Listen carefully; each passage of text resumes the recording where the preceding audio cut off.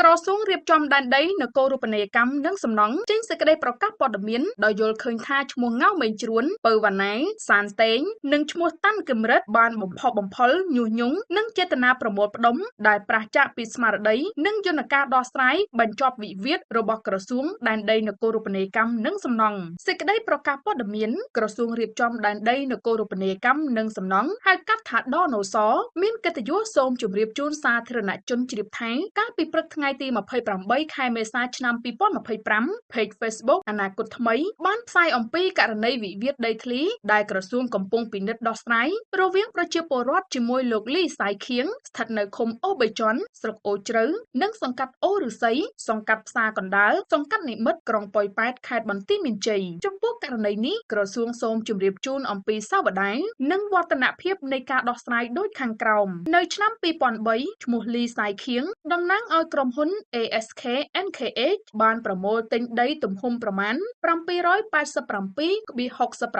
តាតាមរយៈឈ្មោះម៉ែនវិនហៅដេកនិងឈ្មោះកៅកុសលនិងបានផ្ទេរកម្មសិទ្ធិកាន់កាប់មានអាជ្ញាធរភូមិឃុំសង្កាត់បញ្ជាក់ទទួលស្គាល់ពេលទិញដីខាងលើក្រុមហ៊ុន ASK NKH ទទួលគោលការណ៍អនុញ្ញាតពីរាជរដ្ឋាភិបាលតាមលិខិតលេខ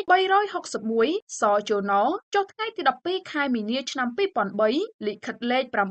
955សជណចុះថ្ងៃទី25ខែកក្កដាឆ្នាំ2003លិខិតលេខ343សជណចុះថ្ងៃទី30ខែមីនាឆ្នាំ2004និងលិខិតលេខ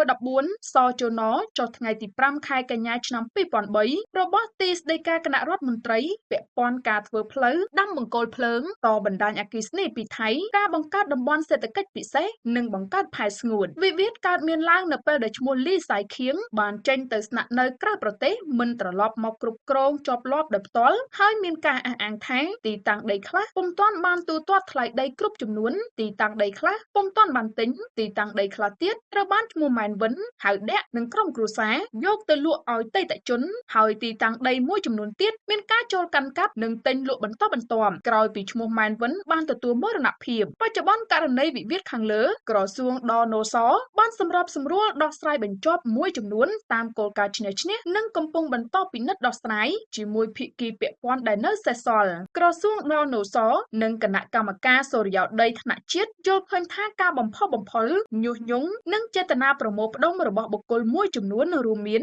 ឈ្មោះងៅមេងជ្រួនពៅវ៉ាណែសានតេងគឺប្រឆាចពីស្មារតីនិងយន្តការដោះស្រាយបញ្ចប់វិវាទរបស់ក្រសួងដនសហើយវេទិកា Facebook មិនមែនជាកន្លែងសម្រាប់ដោះស្រាយបញ្ហានោះទេសេចក្តីដូចបានជម្រាបជូនខាងលើសូមសាធារណជនមេត្តាជ្រាបជាព័ត៌មានសូមបញ្ជាក់ថាឈ្មោះងៅមេងជ្រួនអតីតជាអភិបាលក្រុងប៉ោយប៉ែតជាអតីតអភិបាលរងខេត្តបន្ទាយមានជ័យនិងជាប្រធានគណៈកម្មការដោះស្រាយវិវាទដីធ្លីឈ្មោះសានតេងឈ្មោះតាន់កំរិតជាសមាជិកក្រុមប្រឹក្សាក្រុងប៉ោយប៉ែតនិងឈ្មោះពៅវ៉ាណាគឺប្រពន្ធរបស់លោកកុលសារិនមេឃុំអូបេជន់ដែលឈ្មោះខាងលើសុទ្ធតែជាអាជ្ញាធរនិងប្រពន្ធអាជ្ញាធរក្នុងករណីវិវាទនេះសង្ឃឹមថាក្រសួងដែនដីនឹងមានអធិការកិច្ចស៊ើបអង្កេតបន្ថែមចំពោះលិខិតស្នាមនៃការជន់លើដីរបស់អង្គការលីសៃខៀងតើមានភាពមិនប្រក្រតីដែរឬទេហើយបើរកឃើញថាមានភាពមិនប្រក្រតីតើក្រសួងនឹងមានវិធានការយ៉ាងណាចំពោះឈ្មោះខាងលើរួមទាំងភាគីពាក់ព័ន្ធដើម្បីឲ្យស្របតាមយន្តការរបស់រាជរដ្ឋាភិបាលអាណត្តិទី